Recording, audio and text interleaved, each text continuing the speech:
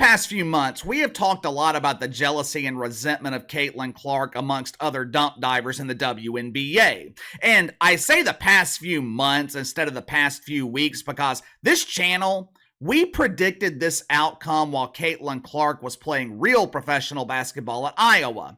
At this point, it is no longer up for debate.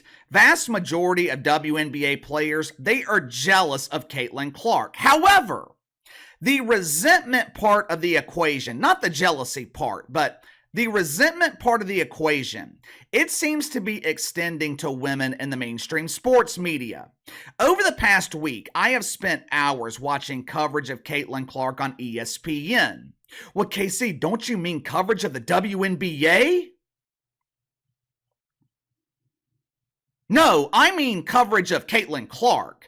I know ESPN claims to be the proud home of the WNBA, but the supposed worldwide leader in woke, they ignore the rest of the league and they mainly focus on Caitlin Clark. Why do you think that is?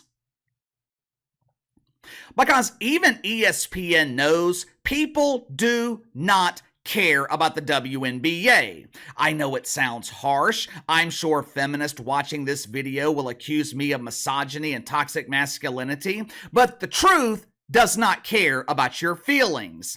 If you think I am toxically masculine now and you're watching this video for the sole purpose of being emotionally triggered, keep watching. The toxic masculinity, it gets a lot deeper later in the video.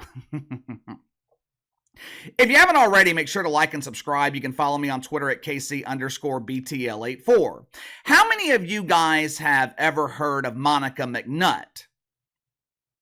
Don't feel bad if you haven't. Monica, she has spent the last 5 years at ESPN analyzing the WNBA. According to Stephen A. Smith, she is one of the best, if not the best analyst in pretend basketball. Now, that would be like my nephews telling me I'm their favorite uncle. I'm their only uncle. Until this year, Monica McNutt, she was probably the only WNBA analyst at ESPN. 5 years working at ESPN, and Monica McNutt has been completely unknown. She can spend hours in the grocery store unrecognized. When she boards the coach flight at the airport, identification is required at every checkpoint.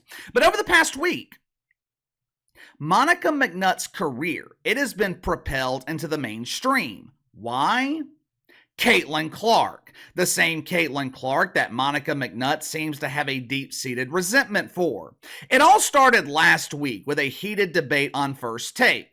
Long story short, Monica McNutt is bitter that all the attention in the WNBA is being given to Caitlin Clark, and rightfully so. She also accused Stephen A. Smith of not using his platform to promote the dump. I guess Monica McNutt would really like me. I have been covering the constant struggles of the WNBA for years now. They are constantly having to empty the porta potties in the dump because I am always shitting on this league. But since the passionate lecture she gave Stephen A. Smith last week, Monica McNutt, she is propelled into the mainstream. You told him, girl. Put that man in his place, girl. Girl power. Woohoo! Yes, yes, yes. The ultimate myth of girl power. For decades, men have been blamed for the failures of women in sports. 28 years of irrelevance in the WNBA, it has been blamed on misogyny. Men don't want to see strong women succeed. When the truth is, there are women who don't want to see other women succeed.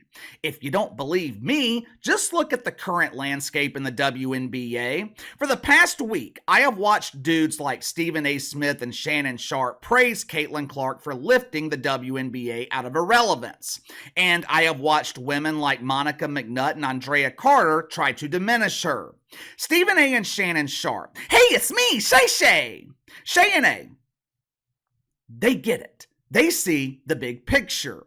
They realize that this is the WNBA's only chance at success. They realize the star power of Caitlin Clark could lift the profile of the entire league. Now, I have been struggling to understand why WNBA players and female members of the sports media could not see the big picture. Now, I'm starting to think they see the big picture. They just don't want it.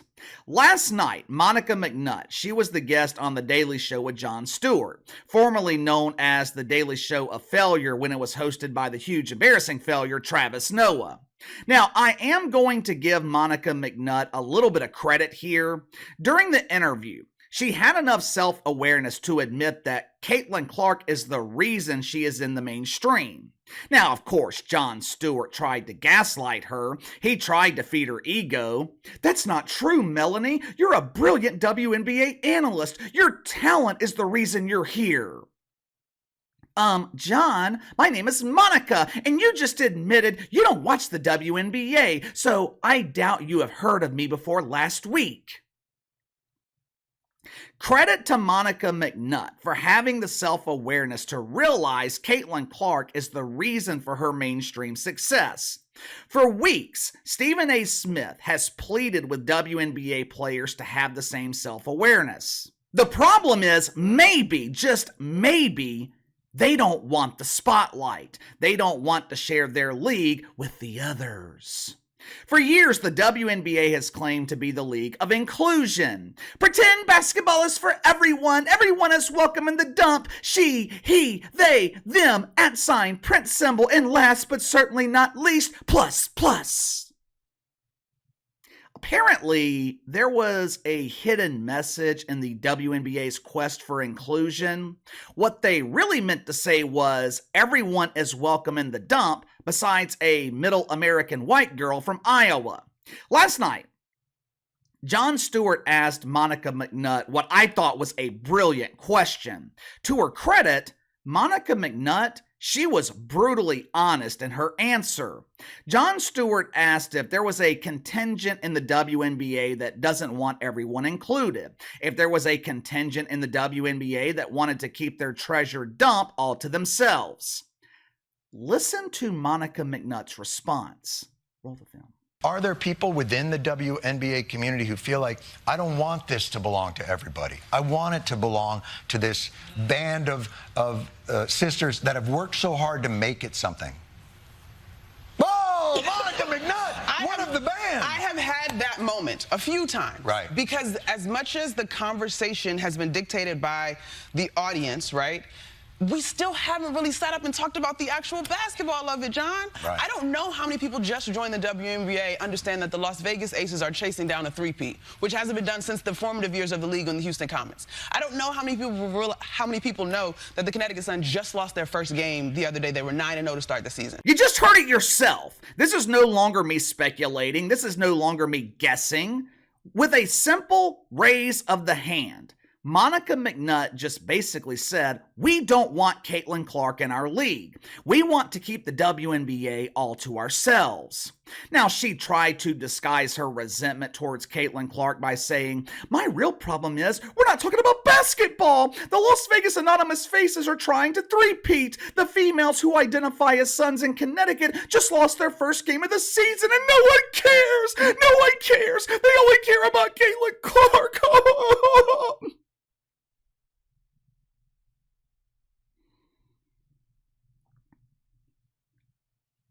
Monica, if you happen to watch this video, I want you to listen very, very closely. Casey is going to give you a little bit of wisdom.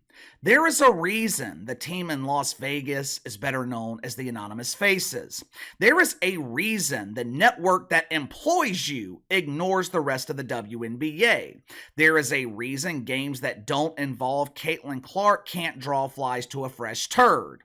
Outside of Caitlin Clark, no one cares about this league. When I say no one, I'm mainly talking about women. Now, some women care about Caitlin Clark. They don't care about Bob Griner. They don't care about AJ Wilson. They don't care about the Suns from Connecticut. If they did, ESPN would feature them heavily because advertisers covet the female demo. Why?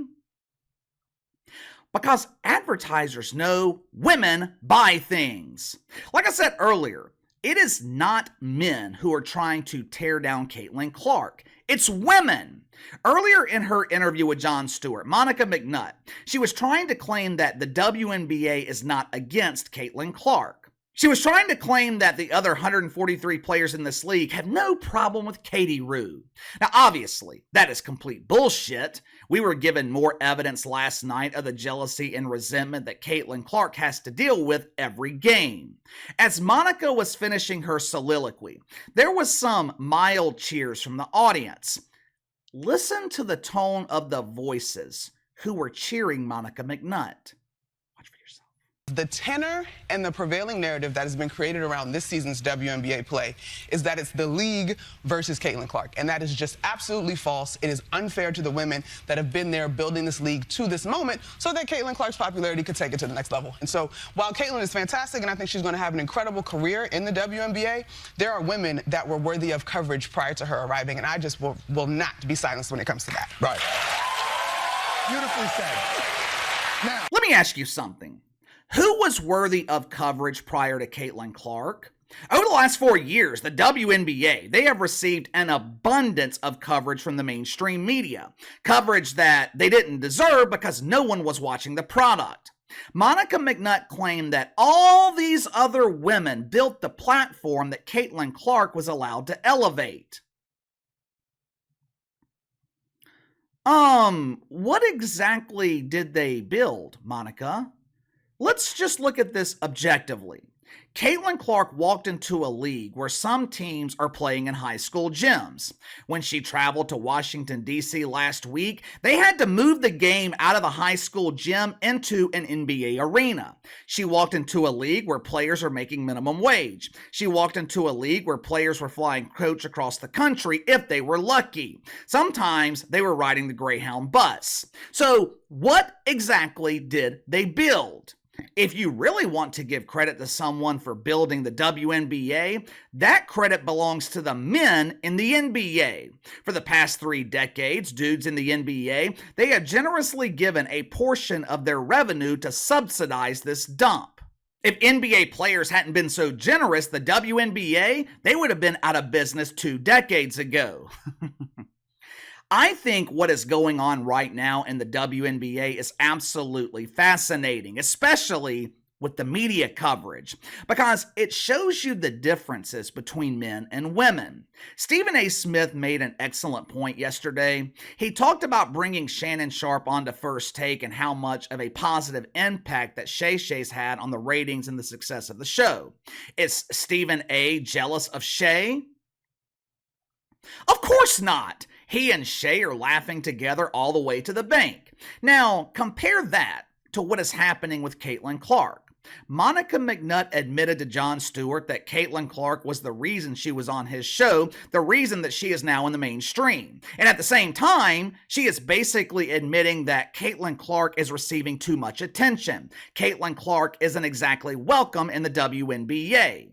The media likes to frame this narrative that men keep women down, when the truth is, the biggest hurdle for women, it's other women. All right, quick programming note. This is going to be the only video today. Taking my stepdaughter to the airport this afternoon. She wants to go shopping before she leaves for a few weeks, so I won't have time to get another video out today. We will be back to our regular schedule tomorrow. But in the meantime, give me your thoughts on this. Monica McNutt basically confirms that the WNBA is not for everyone. I took that as her saying, we don't want Caitlin Clark. We don't want the spotlight. We don't want all this attention that we're receiving. Did you hear the same thing I did? Let me know. Sound off in the comments below. Like, subscribe, share the video. Appreciate your support. Best way to contact me is by email at btlkc84@gmail.com, and I'll see you guys tomorrow.